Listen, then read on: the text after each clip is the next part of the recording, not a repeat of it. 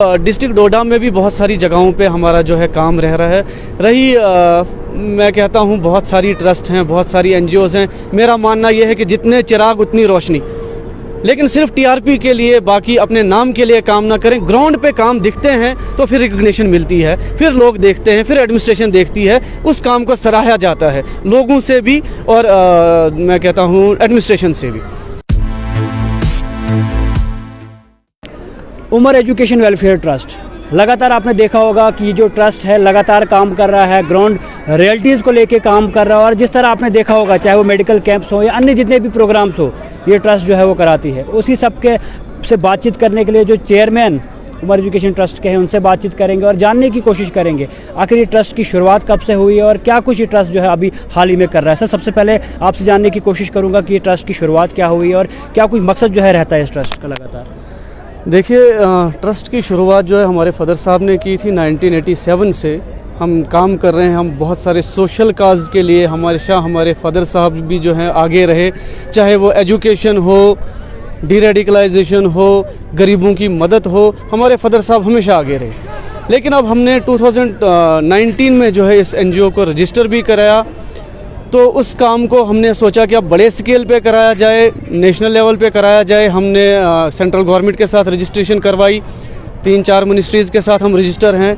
और हमारा अभी ये रह रहा है कि हम रूरल एरियाज़ में जाके मेडिकल कैंप्स कराते हैं, फ्री मेडिसिन डिस्ट्रीब्यूशन कराते हैं, फ्री एजुकेशन होती है स्पॉन्सर हमारे एनजीओ से, तो फ्री बुक्स, फ्री यूनिफॉर्म्स। अभी भी जो है हमारे पास बहुत सारे बच्चे जो हैं स्पॉन्सर्ड हैं, उनमें से बहुत सारे बच्चे जो हैं ट्राइबल्स भी हैं, तो जिनकी एजुकेशन जो हम स्पॉन्सर कराते हैं। Free ration distribution, free cloth distribution होती है। मतलब हम कोशिश करते हैं जो भी सोशल वर्क जो है हमसे हो पाए तो हम उसमें आगे रहें, क्योंकि देखिए यूथ जो है यही जो है एक देश को, एक कंट्री को, एक नेशन को, मैं कहता हूँ पूरे वर्ल्ड को लीड कर सकता है अगर कोई, तो वो यूथ है। हमारे साथ यूथ जुड़ा है, हम खुद भी अभी यंग हैं, हम समझते हैं कि हम काम कर सकते हैं और हम काम कर रहे हैं। जो भी सोशल काज हमें लगता है कि जहाँ पे भी हमें जाने की ज़रूरत है, तो हम चाहते हैं कि हम आगे से आगे रहें और लोगों के काम आते रहें। सर, जिस तरह अब खासतौर पर ट्रस्ट बहुत सारे यहाँ पर लोग चलाते हैं, लेकिन कहीं ना कहीं सिर्फ अपनी टीआरपी बढ़ाने के लिए, यानी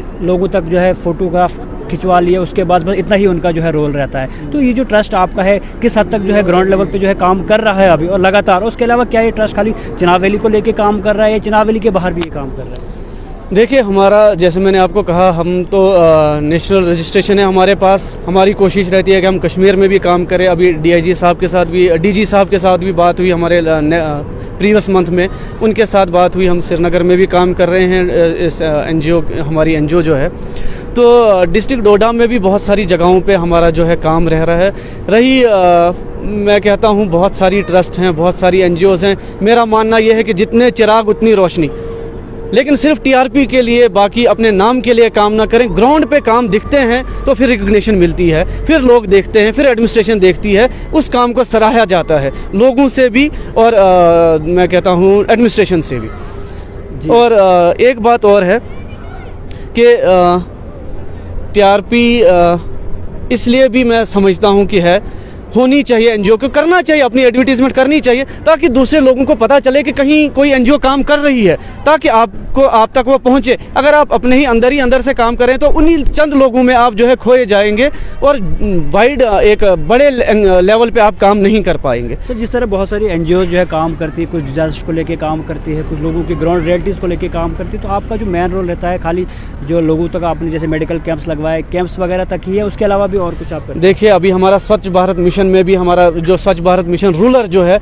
उसमें भी हमारा काम चल रहा है। हमारे अभी बंदे जो हैं, हमारे वॉलंटियर्स जो है अभी लगे हुए हैं। डोडा भद्रवाह हाईवे जो है हम क्लियर करा रहे हैं। आपने देखा होगा काफ़ी प्लास्टिक वेस्ट वगैरह जो है, पॉलीथीन्स हम क्लियर करवा रहे हैं। जो रैप्स वगैरह है ये क्लियर करवा रहे हैं। सिर्फ हमारा जो है एजुकेशन के रिलेटेड ही नहीं है, सिर्फ मेडिकल कैंप्स। मैं कहता हूँ, अब मैंने पहले कहा, जो भी सोशल सर्विसेज हैं, जो भी हमसे रेंडर हो पाएंगी सर्विसेज, जो भी किसी को सर्विसेज दरकार है, तो हम जो है उसमें आगे रहेंगे और हम अपनी सर्विसेज जो है हर मुमकिन कोशिश करेंगे कि हर एक इंडिविजुअल तक, पूरी कंट्री तक, जहां हमारी ज़रूरत पड़े हम पहुंच जाएं। सर, अभी तक कहाँ जो है आपकी एनजीओ जो है अभी तक पहुँचे? देखिए, डिस्ट्रिक्ट डोडा के जो ऑलमोस्ट मैं कहूँगा जो काफ़ी पीछे गांव हैं, गांव देहातों में, इवन बलेस वगैरह में भी हम पहुँचे। बहला के पीछे जो गांव है उधर शांगड़ू चिंता साइड में, मतलब जो फार एरियाज़ हैं बहुत सारे, जहाँ से लोगों को जो आना बहुत मुश्किल हो जाता है अपने हॉस्पिटल्स तक या स्कूल मतलब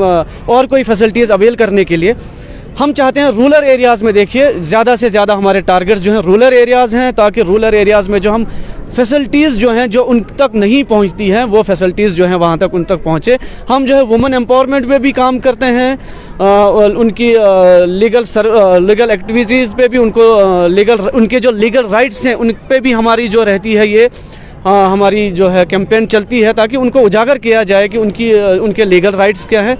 जैसे मैंने पहले ही बोला कि जितनी भी सोशल सर्विसेज हैं हम कोशिश करते हैं कि हर कोई सोशल सर्विस जो है हम कवर करें। सर कहीं ना कहीं जिस तरह देखने में आता है एनजीओ तो बहुत सारी है, लेकिन ग्राउंड रियलिटी जब हम देखते हैं, जैसे हाल ही में आज देखा गया कि 26 जनवरी भी था और ख़ास तौर पर इनाम भी आपकी जो एनजीओ को मिला, यानी प्राइज़ डिस्ट्रीब्यूशन भी हुआ और आपका एनजीओ का नाम भी वहाँ पर लिया गया। तो कहीं ना कहीं ये कह सकते हैं कि आपकी एनजीओ जो है अब ग्राउंड पर काम कर रही है, क्योंकि इसमें रोल जो है एडमिनिस्ट्रेशन भी देख रही है, हम लोग भी देख रहे हैं, तो ऐसा लग रहा है कि अब काम जो है ज़मीनी सतह पर भी हो रहा है। इस पर जी बिल्कुल, ये चीज़ जो है भद्रवाह एडमिनिस्ट्रेशन ने भी नोटिस की, वहाँ पर भी हमें जो है आज रिकग्निशन अप्रिसिएशन लेटर मिला, ट्रॉफी मिली, हम उनका भी शुक्रिया अदा करते हैं। और इधर भी डीसी साहब, एसएसपी साहब जिनके साथ हम मिलकर काम करते हैं, ये हमें काफ़ी सपोर्ट करते हैं। जहाँ पे इनको हमारी ज़रूरत होती है या हमें इनकी ज़रूरत होती है, हम एक दूसरे के साथ कोऑर्डिनेट करके जो है ग्राउंड पे काम दिखाते हैं, ग्राउंड पे काम करते हैं, तब जाके जो है रिकग्निशन मिलती है, तब जाके अप्रिसिएशन मिलती है।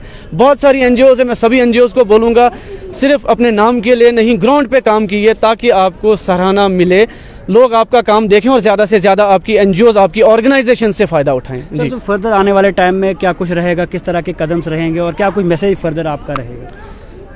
देखिए अभी जो जैसे मैंने अभी बोला आपको, स्वच्छ भारत मिशन रूरल पे हमारा काम लगा हुआ है। हम तकरीबन कोशिश करें कि पूरे डिस्ट्रिक्ट डोडा में हम कवर करें स्वच्छ भारत मिशन को।